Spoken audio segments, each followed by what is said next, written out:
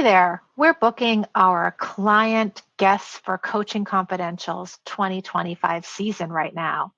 If you're interested in being coached on our podcast for free, please reach out to us. We'd love to talk with you about coming onto the podcast. The way you can reach out to us is by sending us a text. And the way you do that is through whatever platform you're listening to us right now. You'll find a link at the top of the episode description that says, send us a text. Look forward to hearing from you. Hello and welcome to Coaching Confidential, a podcast hosted by ICF certified professional coaches Lisa DiMatteo and myself, Vimla Gulabani. In this podcast, we bring you inside a real, live, unscripted coaching session. And at the end of the coaching session, you also hear from the client about the impact of the coaching, and you hear from the coach about the skills that the coach used. In episode 6 and 7, we shared the what and the how of authentic relating. In this episode, we share the why. Why and when might somebody use authentic relating practices? Just a heads up, this conversation is chock full. We begin with situations you might find yourself in that authentic relating could support. And you'll hear the tangible and the intangible impact of using authentic relating practices in your life. And we conclude with defining the coactive coaching model and discussing the overlap of authentic relating and coaching. We pick up where we left you off in the last episode. Happy listening. The other thing I'm super curious about, why would somebody do an exercise like this in life? That's a great question.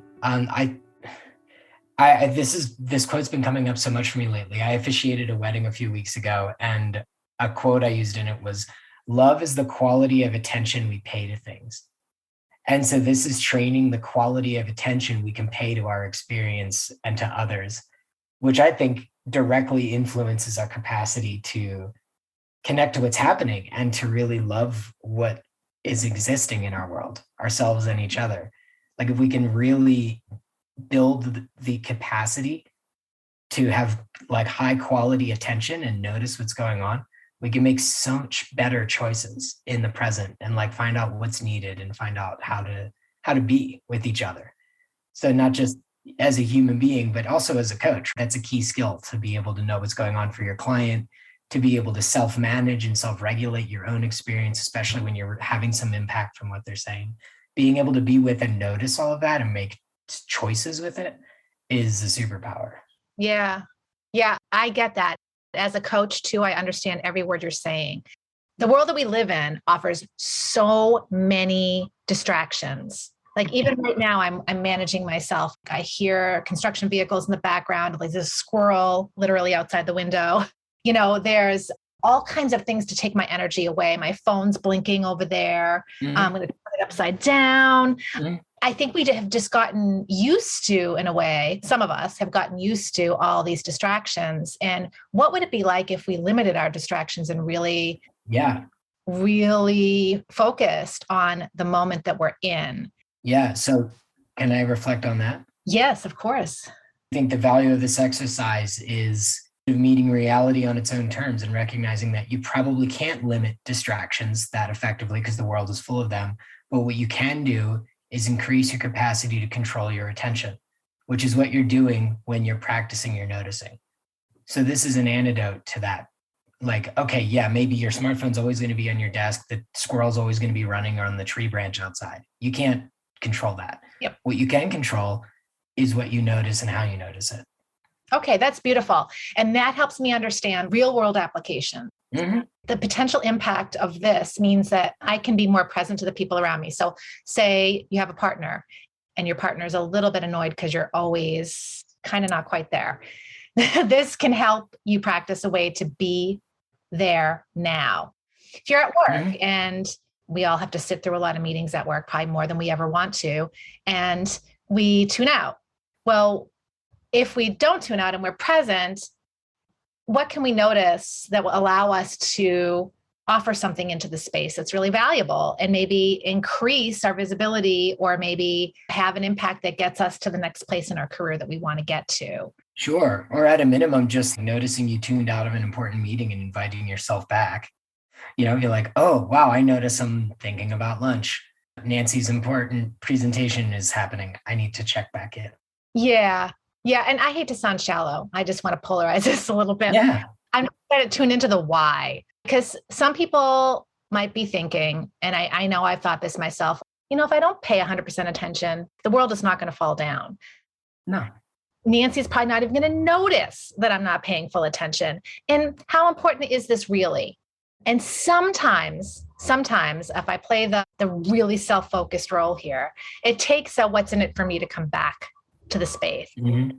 Mm-hmm. Not all the time, but sometimes when we can connect to how this relates to a goal that we have in our life or something that's really important to us. Maybe it's not just important to us too. It's important that we're present for our partners because X, Y, Z. Yeah, the what's in it for me.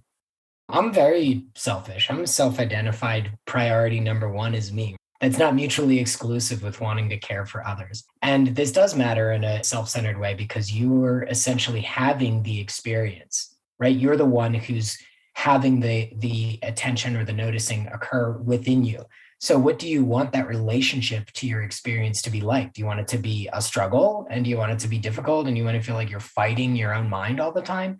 Or do you want it to feel like something that you experience ease and control and joy with, right? It is self-centered to develop quality of attention because you get better at choosing the parts of your experience you focus on, which means you get to have higher quality experience just within and for yourself more often. Yeah. So it's self-serving and it serves others because ultimately the only gift we can offer one another is our minds. It's the only thing we really bring to the table because our mind is what controls our behavior and our behavior dictates our outcomes.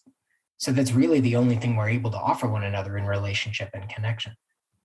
And practicing our noticing can really influence the quality of attention, like I said before, that we're able to bring with our minds to our own experience and to relationship with others. Okay, cool. So why someone might do this exercise are all the things we've just said, better personal relationships and I don't know, career advancement, just to pick two. There's a million things that practicing this could bring you, but those are a couple. Yeah. And I would say the most important one is the quality of your own daily moment to moment experience. Yeah. Getting less stuck, essentially. Getting stuck less often in something, negative tape loop in the brain. Beautiful. And may I share a real potential impact? For sure. If I recognize what's going on in my body, just sensations, I can begin to recognize patterns of sensation. And sometimes sensation indicates that we are listening to a voice that is not really helping us in the world. In coaching language, we might call that the inner critic or a million other words like that. Yeah. And I know my inner critic is lies, lies, lies. And it can really take me down. So if I'm noticing that these sensations like sweaty palm or whatever are present, oh yeah, that means my inner critic's got my brain. So let me switch the channel here. And that way I can come from a place of self-confidence. Yeah. And project something totally different, which might have me seen and heard in a way that's going to be more aligned with where I want to be and where I'm headed than, say, coming from this other place. Yeah, I think that's a really good practical example of how to apply the practice. And that's part of what I use it for in coaching, part of why I like authentic relating so much. And this is just one tiny practice of many that can kind of bring us back to ourselves. Yeah. And in a really practical way, there's so much going on in our bodies. There's so much information there that we need to be paying attention to, that if we're just dissociating and checking out from, that's when we can not honor our own boundary, push ourselves too far and compromise ourselves in a number of different ways. But if we're listening to the body, that's also, for me, in my experience, that's where the intuition comes from. Like, oh, I have a feeling about that, and my gut is telling me blank. That's a deeper thing than something coming from my head. It's coming from deeper down. And when I'm checked into my body, I'm noticing those things quicker. And I believe the intuition is undervalued in our culture. I'm super rational, pragmatic as well, but I think that there's a lot of information waiting for us in the body. And training ourselves to notice our physical sensations also trains us to notice the signals we're getting from intuition, like just having a feeling about someone or something. If we're noticing that, then we can respond to it. Yeah, that makes a lot of sense, Gabe. And there's a lot of information out there now about mind-body connection. Intuition being one of the gifts of both the mind and the body.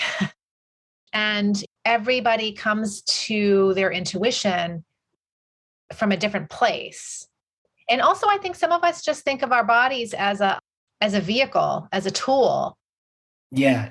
Alan Watts is another one of my favorite teachers. And he talks about most of us having the experience of being this little awareness up in a head, kind of like operating the body like a machine, like we're piloting this, meat bag around. And it's the essential assumption that there is a mind and a body that function as separate things. But that is not my worldview. There is a one unified experience of mind and body. And I think that feels closer to the lived experience I have when I really tap into what's going on. When you try to notice what's noticing your sensations as a distinct experience, it isn't there. If you really get close to it and pay attention, your mind and your body are one unified field of energy that you're experiencing. But we kind of live in this disembodied tiny place in our heads that makes us feel the illusion of separateness between the two. And surrendering all the power that lives in the body. We're cutting ourselves off from half of our energy, maybe more. I read once that there's like more nerves in our gut, in our intestines, and in our stomach than there is in our brain. Yeah. Well, isn't that where the term gut sense came from, or gut feeling came from? Yeah. Mm-hmm. Yeah. Gabe, in an earlier episode, you shared with us that one of the principles of authentic relating includes the concept of assuming nothing. Could this be something of a brain hack?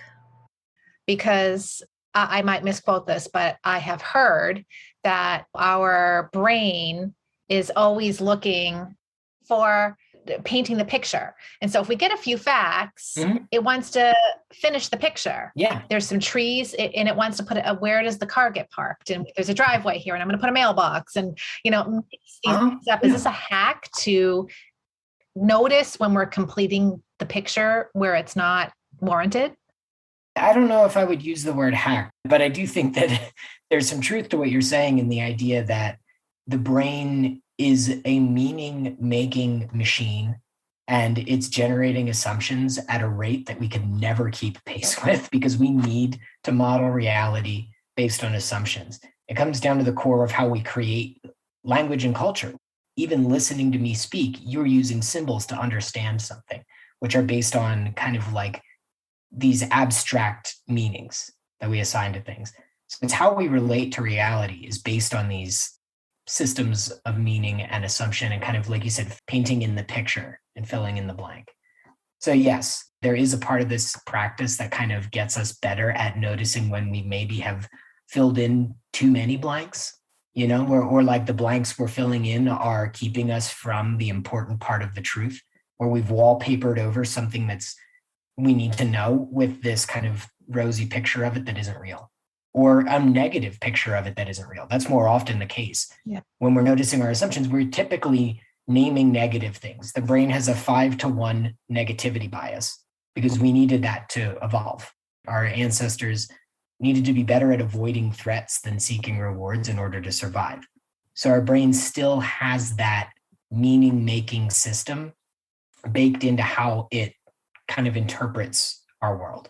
So you're right. It is, in that sense, it's a brain hack to say like, oh, I'm going to get better at noticing the parts of my assumption or story or experience that aren't necessarily true, that I'm believing in because they're what I've known from before. Typically, they're based on some previous experience.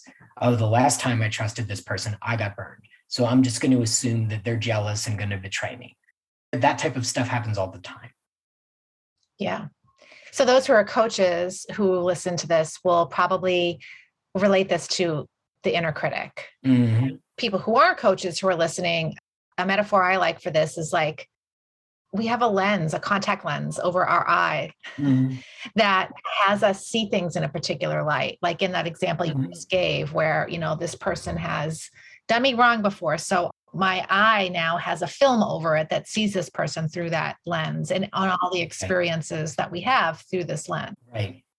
And another unfortunate truth that doubles on top of the negativity bias is we also have a confirmation bias, which means we see the things that we want to see to confirm the belief that we already have, because it's easier to do that than to reinterpret our reality. And so there's like, once something happens and we've had that negative experience, now we look for things to confirm that experience and believe that terrible thing about that person or group of people. And you can see it writ large in our culture. So obviously, everybody has their version of the truth, and all the reasons they believe the other side is wrong are totally correct. And you could take any piece of data and spin it to fit your worldview. And that's the confirmation bias at work. We all do it. And no matter what side of history you think you're on, you have a confirmation bias that's operating in the way you see the world. And when we name those assumptions and judgments, sometimes we can get a little bit of leverage, a little crack of light under the door, sealing us off from what might be a bigger truth. Yeah. I want to just invite all listeners right now to just pause for a second and to be with what Gabe has just shared, because it is very present in our world right now. And I think we all participate. Mm-hmm. And it's subconscious, right? It's not like I don't want people to be like, oh yeah, I'm such a terrible person for judging these others this way. We're all doing it. We're wired for it. We're wired for it. So having some compassion with it and having a practice to start to work with it is the best solution I've found to starting to shift it. So once we identify our assumptions, we can then reveal and explore our biases. And I think this is exactly the kind of self-discovery that happens in a coaching session. So this feels like a good time to transition our conversation over to coaching. And I think, Gabe, what you're going to describe next is pulled from the model that we're both practiced in, which is called coactive coaching. So listeners, Gabe's going to share with us the fundamentals that come from coactive coaching. Is that right, Gabe? Yeah. And I think the coaching model can be used in so many different contexts, especially something like coactive, which is actually a fairly broad coach toolkit. It's not really discipline specific, which is why I like it so much and why it plays well with authentic relating, which is also not specific. It's for all human relationships. Coactive coaching can be for pretty much all coaching relationships as well. You can use it in so many ways. And the way I describe my work is I am a purpose alignment and communication coach. So I focus on helping people align with their purpose, with their core values, and then go out and actually build on them and relate from them through better communication, through understanding intention, and taking clear, well-informed action. When you say align with their purpose, does that mean their purpose in life? Does that mean their purpose in this moment of their life? What does that mean? I think the scope of that I leave to the client. Sometimes it's like, what's the purpose of my organization or my business? How do I bring more fulfillment to my work? Sometimes it's people who were where I was 3 years ago, where it's like, I'm ready to burn my life to the ground. I need to figure out what's next. Some people are going through divorces or gender identity transitions. It's really about that moment of transition and recognizing that spiritual inflammation and knowing what's missing from my life, I need to define and now build in. Yeah. Or rather uncover, because it's always already there. That's the beautiful thing about values is like, we don't need to learn them. They're not aspirational. They're already part of our lived experience. We just need to identify them and build intention around them. Yeah, that's beautiful. So you're beginning to paint a similarity here. There are ways in which in our life we could be authentically relating without even realizing it. And there are ways in which we're already doing the thing that our coaching goal is about. We already are. We cannot see it. And so we hire a coach that can help us, turn 13 degrees to the left and maybe see it, right? Right. That's what I say to people is like the reason I focus on values and purpose alignment is because we're already embodying them either in what we're avoiding or what we're choosing.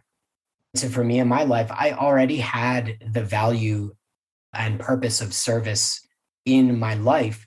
And it was what was causing me pain because I was avoiding it.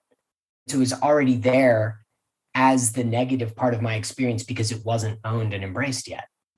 So whatever the thing is that you want is already part of your life. The trick is identifying how it's showing up. And is it part of the negative experience because it's out of alignment? Or is it part of what gives you energy and joy because it's something you're leaning into? So values and purpose are never waiting to be discovered. They're always part of our experience in some way. And maybe there is a part of it that's unclear or needs to be discovered or identified. Like I didn't know what coaching was, so I needed to discover that. But the deeper purpose and the why for what was important about coaching to me was already part of who I was as a human being, even before I knew, air quote, the thing that I needed to do. So Gabe, similarly to the way that you presented AR, authentic relating, what is coaching? Yeah, so coaching I think of as a skilled framework of support to help somebody rediscover their power, help them grow, help them align with the best of who they are, to help people make better choices, to bring more awareness and intention and clarity to what they're doing.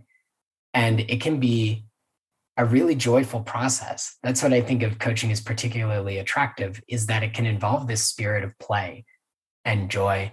And I think it fills a needed space in the support professions.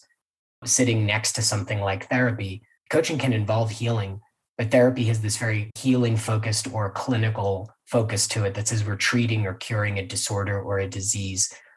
Whereas coaching focuses on the whole person, which is actually one of the core concepts of coactive, that we're not diagnosing something as a specific disorder that needs to be managed, that we're welcoming that part of our experience as part of who we are and integrating it, building on it, getting curious with it. And there can be a sense of playfulness to that people really resonate with.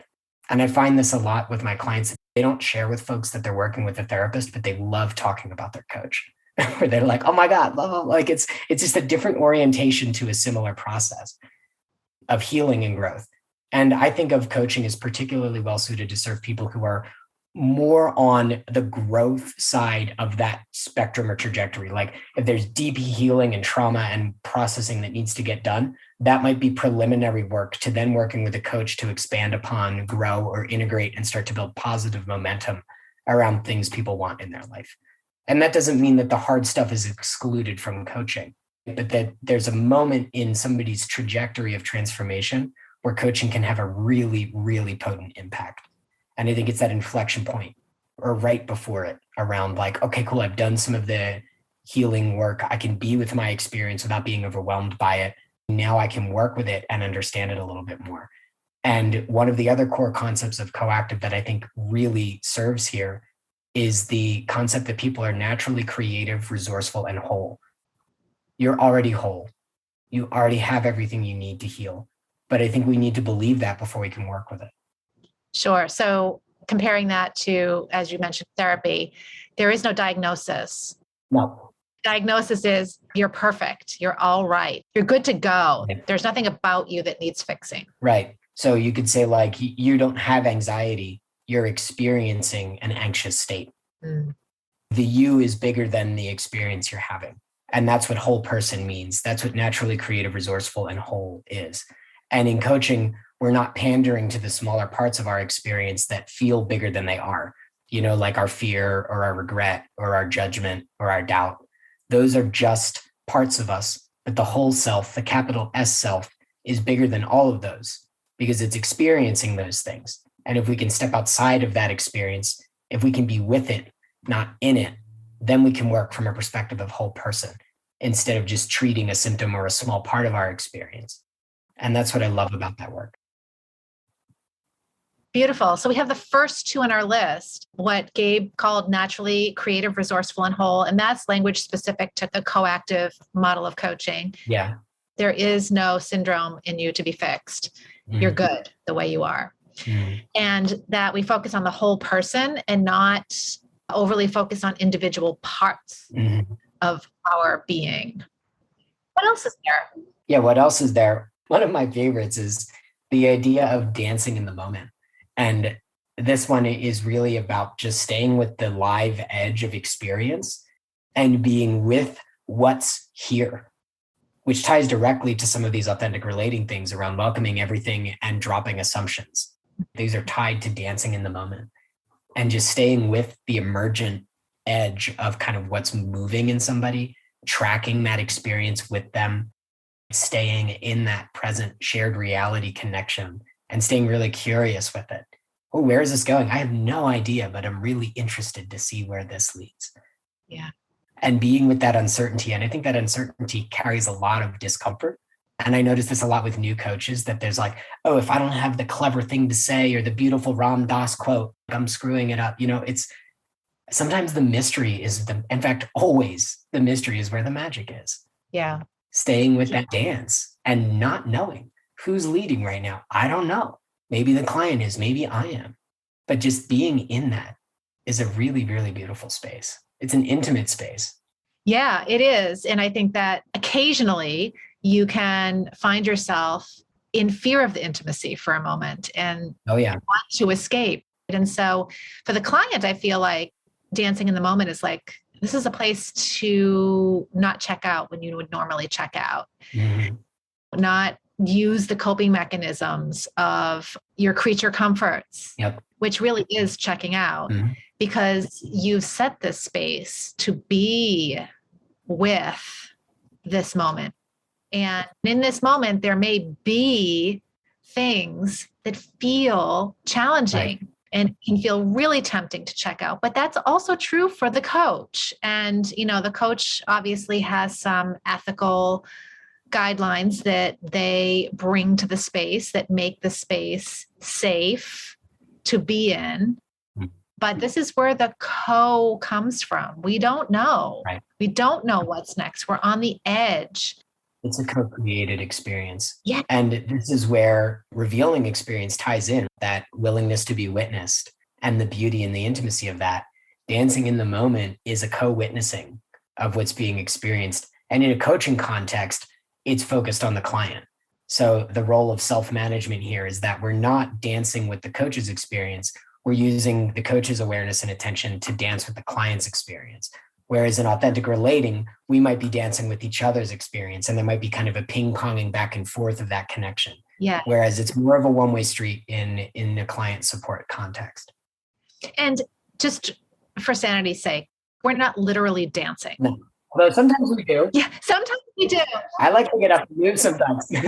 Sometimes we do, because we don't, as you pointed out, we don't know what is in the next moment. If we're really in the moment, quote unquote, dancing in it, we don't know. And it could include dancing, but this is a term that is used that both Gabe and I are really familiar with. And those of you who aren't part of this model might be like, wait a minute, are they talking about real dancing?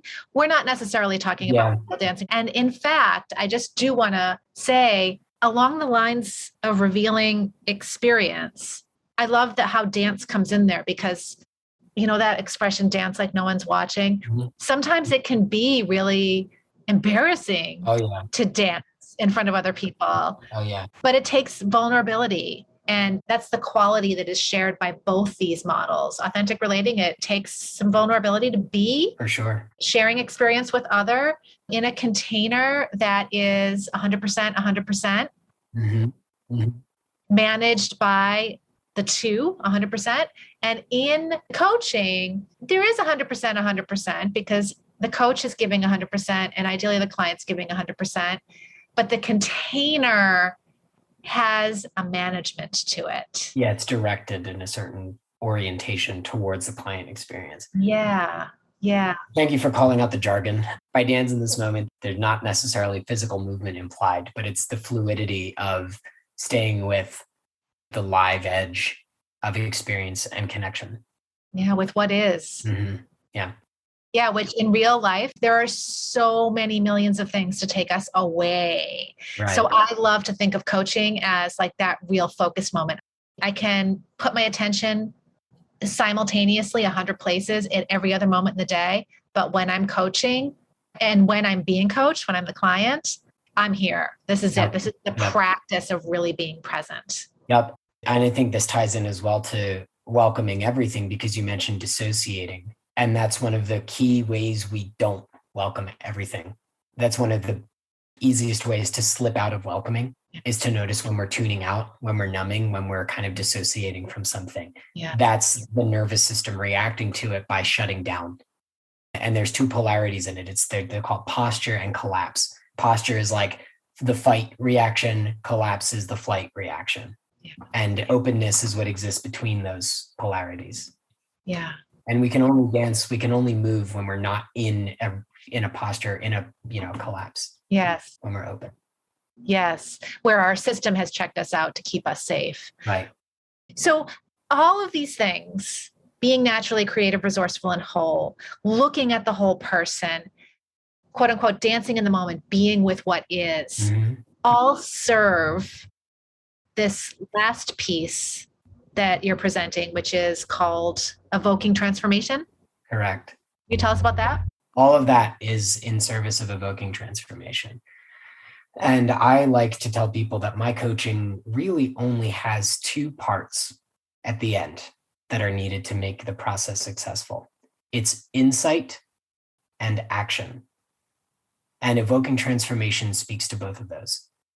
The insight is some new piece of our experience that's been revealed to us, that's coming into our awareness, that we've gained a new perspective on something. Now we maybe have a different choice we can make, or we have some traction here when we didn't before. And now what choices become possible from that new insight, from that new perspective? What commitments can we make? What actions do we take? So there's the being and the doing represented there in the coactive model, because transformation doesn't necessarily mean tomorrow we're doing, 200 push-ups or eating vegan or, making an extra 10 grand a month. That's not necessarily transformation. Maybe transformation is recognizing that all of our questions are like subtle attacks on somebody, or that there's judgment sneaking into the way that we're relating to our spouse. That those could be transformational insights, and they could just lead to an observation. Oh, let me notice this pattern. Let me notice the impact that this has.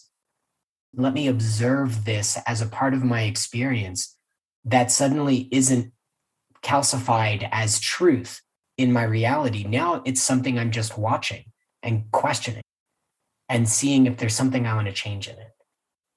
And there's a beautiful quote: anything that's not a law of nature is just a belief, just a shared belief. And I think we can evoke a lot of transformation when we're willing to apply that principle to some of the ways we believe things just are, air quote. That's just the way it is. And so for me, I think evoke transformation can speak to both of those qualities, both the actual doing of the thing, which we need to take action sometimes, but it can also involve that softer curiosity, perspective shifting piece. It's very yin yang. There's the very feminine, intuitive, curious piece around transformation and perspective with our experience. And then there's the masculine, action-oriented, focused, productive, actual behavior change part of it as well. Yeah, that's beautiful. That's beautiful. I think that evoke transformation comes down to getting us to the place of what this has been for the sake of. Mm-hmm. So we engage a coaching relationship initially for the sake of something. Mm-hmm. There's something that we're seeking. Mm-hmm. And so that typically becomes the agenda, the big A agenda of the coaching relationship. Mm-hmm. But as you say, the journey is insight and action. And insight is a part of the process that we spend a lot of time on, because we don't want to make decisions to do uninformed by the B. Yeah, we all have plenty of righteous busyness. Yeah. And I love you brought that for the sake of piece. I read a book by Richard Strozzi Heckler that I liked. He's from Strozzi Institute, the embodied somatic coaching. And that's the question at the heart of all those inquiries. What is this for the sake of? Yeah. In shorter terms, what's my why? Yeah. Yeah. I heard another quote from somebody at Strozzi about that same person. And he said that he often asks, what are you practicing right now? Mm-hmm. Because what you're practicing is who you're becoming. Mm-hmm. And so again, we come back to some of these principles in authentic relating. Although they're not coaching, they are related. Owning our experience, what we choose to put our attention to is what we're growing. Mm-hmm. And so we want to choose carefully. Mm-hmm. That's why I focus on values and purpose alignment, because like I said, what you're practicing is how you're embodying your values. So they're already part of your present actions and what you're doing, either in the negative or positive polarity of them. They're either something you're avoiding or can't be with or having resistance to, or something that's driving you and moving you forward. And I officiated a wedding for two of my best friends. And one of the quotes from the ceremony that I used was, "Love is the quality of attention we pay to things." Mm. And I think that's such a beautiful description of this process. How are we loving ourselves and our own work through the quality of our attention to our experience? Yeah. So from that quote, we can say there's a lot of love that goes into the coaching process. Yeah. And I want to share with listeners that there is an unintended impact when you engage in a coaching relationship. We do know that there is a big A agenda, a thing that brought you there. The time and energy and money you're investing in this coaching is actually for the sake of. And in that path, using these principles, you actually end up with so much more. I say that both as a coach, because I don't want to sound like too braggy, but as a client. Yeah. Every single time I've engaged a coach, the discovery along the way that builds the for the sake of. There's an opportunity to transform in so many more ways than you intended when you hired the coach. And that is like the extra credit. I see it all the time. And it's part of my intake form. I have like a big discovery call questionnaire that people fill out. And at the bottom, there's like goals. And I always add the caveat of like, hey, this is pointing the ship in the right direction, but I don't want us to assume that this is where we're going to end up. Something might be revealed along the way. And I've had so many people, like, for example, like they'll hire me to finish their dissertation and end up building a bus that they move into or something. You know what I mean? That the work goes in so many directions that a lot can be revealed along the way. Yeah, well, this is the thing. I mean, the power of questioning the things that we believe and focusing on who we are as a whole person and having a guide along the way is huge. And it's so hard to intellectualize it, to explain it. It is so much better to just experience it. Mm. And, you can get a little taste of coaching in a very short period of time, kind of a mini experience of this. But I digress. I do want to pause us for a quick second, Gabe. Let's wrap up with kind of a compare and contrast summary. On comparing coaching on authentic relating, there's a specific directive, outcome-oriented process in coaching that doesn't necessarily exist in AR. In coaching, we have a support context that it's for the sake of the client's big A agenda. It's for the sake of their goals. And the coach's role in that is really to just be present with and facilitate, evoke that transformation for the client. And it can blend a lot of the practices of authentic relating, right? A lot of the processes and practices there serve that connection really well. The process of welcoming, the process of assuming nothing, the ownership, the revealing of experience, especially by the client, to be able to be witnessed, and the honoring self and other, especially for the client, honoring what they need. And for the coach, bringing in some self-management and respecting professional and personal boundaries. They all serve the coaching relationship well. Yeah. Yeah. And can I just back up one more step and say yes to that? And in coaching, it's about the client. Right. In authentic relating, it's 100% about both individuals. Yep. The difference between the two is the coaching is 100% client-focused. Authentic relating is about both people, about the connection between the two. Is authentic relating ever more than two people? Yeah, I facilitate groups of up to 30. I think the largest group I've done is like 200. And some of the exercises are done in dyads or triads. Some can be done in a big whole group. So an example is like the noticing game. You can do like putting my attention on blank, I notice blank. And that can popcorn style around the whole room. And people can share impact and reactions together. So it can be about the individuals in the group. That could be more than just two people. Mm-hmm. Is it ever about the system? Yeah. So one of the pieces I teach in workshops around this is around that. This is actually borrowed from Coactive. It's like the levels of attention. Level 1 is attention to our experience. Level 2 is attention to others' experience. And level 3 is attention to the context and broader container. And we can be drawing data from any of those areas to inform our choices in relationship in any moment. Yeah. Okay. Beautiful. Another thing I want to point out as a compare and contrast is that in the coaching relationship, one person is professionally trained at a thing. Right. The other is not, or they may be, but they're not coming to the conversation with that identity. No, and they're not holding that responsibility. Whereas in authentic relating, both parties hold a responsibility for the practice equally. Whereas in a coaching relationship, the responsibility is held primarily by the coach for facilitating the interaction with the client. Yeah. And the client is a co-pilot. I always invite my clients to co-design every interaction we have because I want it to feel more like a peer relationship than a professional relationship. But the deeper context is I'm holding more than they are, more responsibility for the process, so to speak. Yeah. And so a coach can use authentic relating in service of a client. If you're practicing authentic relating as a human being, it's equally in service of you and the person that you're relating with. Yeah. Beautiful. What else is there?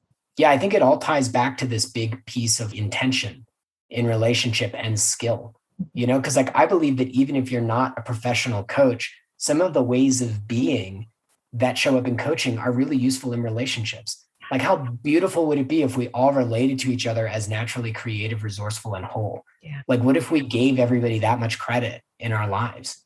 So I don't want to create the idea that the tools of coaching are only useful in a coaching container. Yeah. I think they're bigger than that. I think they can serve as a blueprint for relationship. And coming back to our theme around intention, it's like, how do you want to build the relationship that you're in? What is your big agenda? What is it for the sake of? What is your why? Those questions that show up in service of a client can be equally useful in service of a relationship and in service of what you want from that relationship.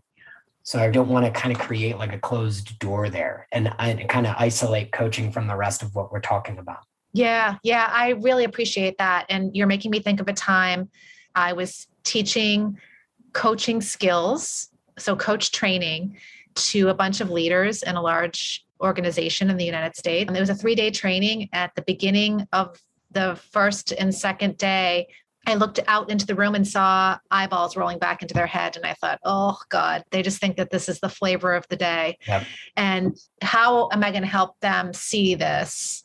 And when is that moment going to happen? And I remember sometime middle of the second day, somebody in the room spoke up and said, oh, wait a minute. I can use some of this with my wife. Yep. I could pull a skill from here. I'm not going to coach my teenage daughter, but I imagine if I bring this particular skill into the conversation with my teenage daughter, we might actually hear each other better. Right. And oh my God, boom, this is about my life, not just about my career. Right. And that's why I created that invitation for the listeners at the beginning to imagine how this applies to what's already going on in your world. Where does some of this fit in? What context is this already happening in or would be useful for?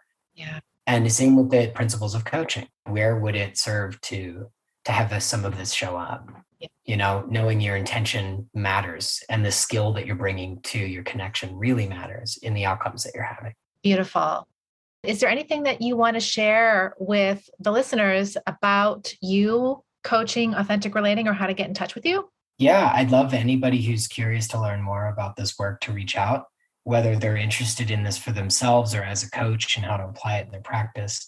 You can get in touch with me on my website, effectiveconnection.com. I use Instagram a lot too. I'm at FunGabe with 2 N's, FUNNGABE. And yeah, again, anybody who's really curious about this work, there's some great communities out there that are practicing it. I facilitate for a community called authrev.org or the Connection Institute. There's 2 communities out there. If you just want to try this stuff and practice it with people, I would recommend going on there and checking out their community where you can just jump into these practices with a group of people and play with it.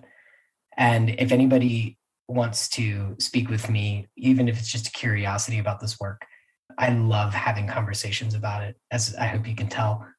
And so the first 45-minute conversation we have, no strings attached, is always just open door with me. And you can book that on my website. Wonderful, Gabe. Thank you so much. I have appreciated as a human and a coach being led through this time with you. Yeah, I'm really glad you invited me to this, Lisa.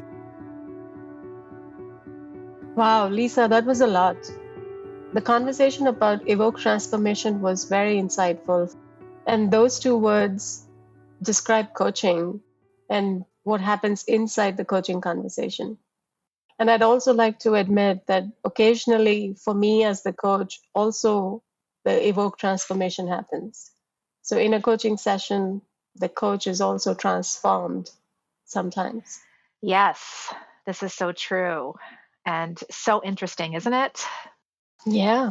I'm curious, Vimla, what was the impact on you as a listener to this particular installment? In this conversation, there was a moment where Gabe talked about our values being present in our lives. The satisfying parts of our lives are where the values are being honored, and the dissatisfying parts of our life are where the values are dishonored. That made a huge impact on me. And I have to say, I am in the process of examining the dishonored values in my life. And you know what? I might get coached on that. It sounds like a good idea. Any other takeaways? I'm going to take away the quote, love is the quality of attention you bring to your relationships. And I set an intention. I'm going to bring more attention to my relationships. What stands out to you? Well, it's funny that you mentioned that quote because that really stood out to me and still does, actually. I think as a coach, I'll speak as a coach first, I hear clients fall in love with themselves and their lives all over again as they bring a higher quality of attention. I also think in the fast paced lives we live, it's far too easy to cut off that quality of attention or to cheat on it, if you will, as we attempt to do all the things. So to me, that quote feels like a nice mantra for me to bring me back on track when I'm running past all the good stuff. Wow. Yeah. All right, let's move on to completing this episode so we can talk about the next one. Yeah. So for everybody who listened, we hope that this particular episode, episode 8 in our 3-episode series, ties together our entire conversation on authentic relating. We intended to give you a sense of what it's about. And because we're originally a podcast about coaching, we included some nuggets about coaching and the places where coaching and authentic relating share some space or cross over. One thing that's worth noting, however, is the authentic relating games that we aired in our series were edited for the podcast and for learning purposes. So if you find yourself in the future playing some authentic relating games or experimenting, it's very likely that your real-time experience is going to be different. Not just because you're going to bring different content to the space, but because you're going to have a real and present, hopefully unedited experience.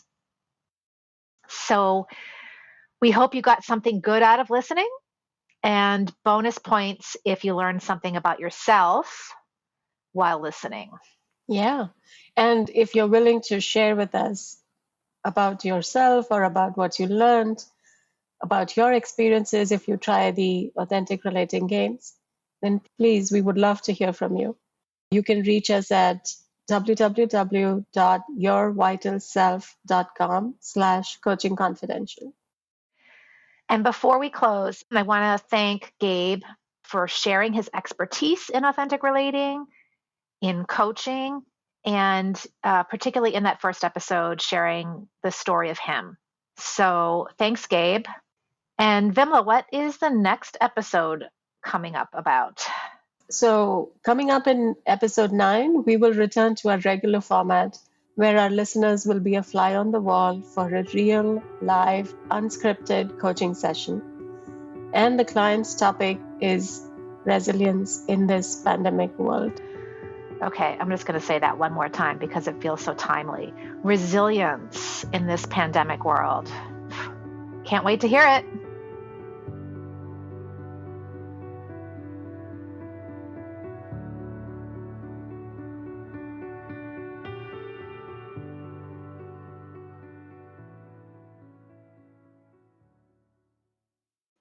If you're looking to reconnect with the rhythms of nature and align your life with the seasons, be sure to check out Seasonal Intentions by Emily Reed. Emily offers personalized guidance to help you harness the energy of each season, creating a more balanced and intentional life.